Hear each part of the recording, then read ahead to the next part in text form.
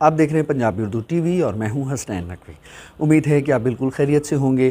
ہمارا ذاتوں کا انسائکلوپیڈیا جاری و ساری ہے۔ آج ہم جس دوسری ذات برادری کا تعلق کرنے لگے ہیں وہ ہے عوان، اور اس کی تفصیل تھوڑی ڈیٹیل میں ہے، ذرا ملاحظہ فرمائیے گا اور ساتھ بندھے رہیے گا۔ تو ملاحظہ فرمائیے، عوان یہ ایک اہم مسلمان قبیلہ ہے۔ عوان زیادہ تر کوہستان نمک میں ملتے ہیں جہاں وہ عوان کاری کے مالک ہیں، لیکن اس علاقے کے مشرق، جنوب اور مغرب میں بھی ان کی کافی تعداد ہے۔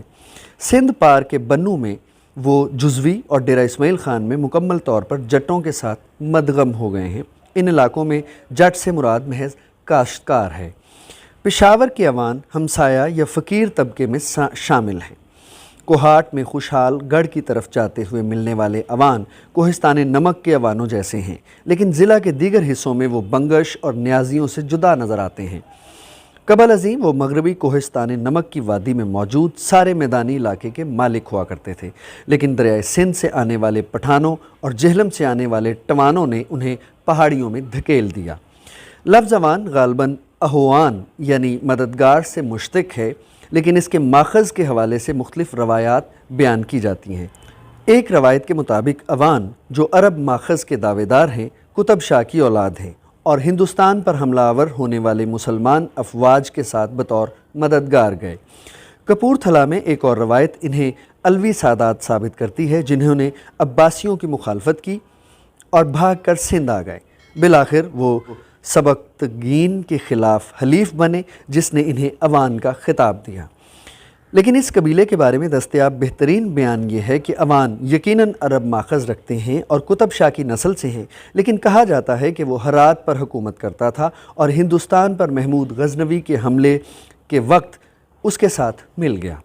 اس کے بیٹوں میں سے 6 ساتھ آئے: گوہر شاہ یا گورارا جو سکیسر کے قریب آباد ہوا، کلان شاہ یا کلگان جو دھن کوٹ یعنی کالا باغ کے قریب آباد ہوا، چوہان جس نے دریائے سندھ کے قریب پہاڑیوں کو بسایا، اٹک کے کھڑ اسی کی اولاد ہیں، کھوکھر یا محمد شاہ جو چناب کے کنارے مقیم ہوا، توری اور چھج جن کی اولادیں اب بھی تیرا اور گرد و نواح میں آباد بتائی جاتی ہیں۔ ان ناموں کا ہندی تاثر مصدقہ ہے اور یہ امر ان کے اس بیان کی وضاحت نہیں کرتا کہ چوہان اور کھوکھر نے اپنی ماؤں کے نام اپنائے۔ گجرات میں عام روایت کے مطابق قطب شاہ کی 3 بیویاں تھیں جن سے کھوکھر اور عوانوں کے 3 مہین یا قبیلچے پیدا ہوئے۔ پہلی بیوی بارت نے کھوکھر کو جنم دیا، دوسری بیوی سہد کھراڑ یا گراڑا کی ماں بنی اور تیسری بیوی فتح خاتون کے 3 بیٹے تھے: کلگان، چوہان اور کندن۔ ان 4 قبیلچوں کی مزید متعدد شاخیں ہیں جن میں گوجر، جٹ اور دیگر قبائلی شاخوں کے نام بھی ملتے ہیں۔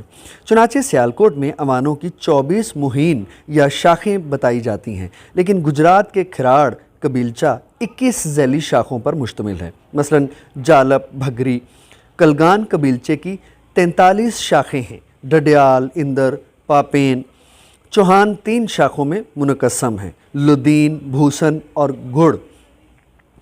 اور کندن قبیلچے میں چچی، مہر، ملکہ، مایان اور سرویا شاخیں ہیں۔ ان میں سے چند ایک نام ہی اسلامی لگتے ہیں۔ قطب شاہ کی اولاد ہونے کے دعوے دار ہونے کے باعث عوانوں کو اکثر قطب شاہی بھی کہا جاتا ہے۔ گجرات میں وہ صرف درو زواجی ہی کرتے ہیں، یعنی آپسی میں رشتہ داری کرتے ہیں، اور چھیہوں کو اپنی بیٹیاں نہیں دیتے اور نہ کھوکھروں کے ساتھ رشتہ داری کرتے ہیں۔ جہلم میں بھی عوان اصولی طور پر صرف عوانوں کے ساتھ ہی شادیاں کرتے ہیں، لیکن چکوال کے کچھ سرکردہ قبیلوں کو بیٹیاں دینے کی کچھ مثالیں ملتی ہیں۔ تاہم یہ کہا جاتا ہے کہ کالا باغ کے ملک نے اپنی بیٹی کی شادی راول پنڈی کے گھیبوں کے سردار محمد علی کے ساتھ کرنے سے انکار کر دیا تھا۔ عوانوں کا سرکردہ گھرانہ کالا باغ کے ملک کا ہے، کسروں، جنجوؤں اور کھوکھروں کی طرح، لیکن گکھڑوں کے برعکس عوانوں کے ہاں سرداری کی روایت موجود ہے، جس کے تحت سردار کا سب سے بڑا بیٹا اضافی حصہ لیتا ہے۔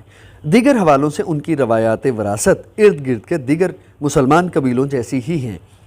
تاہم شاہپور اور جہلم کے عوان بیٹی کو بھی باپ کی جگہ سردار بننے کا حق دیتے ہیں۔ تلاگنگ تحصیل کے عوان دیہات میں تمام قبروں کے سرہانے اور پائنتی کی طرف ایک ایک سل لگائی جاتی ہے، جبکہ عورت کی قبر کے درمیان میں بھی ایک نسبتاً چھوٹی سل لگی ہوتی ہے۔ अवान लड़की माथे पर मेंढियां करती है और शादी के बाद कानों में बुंदे पहनती है।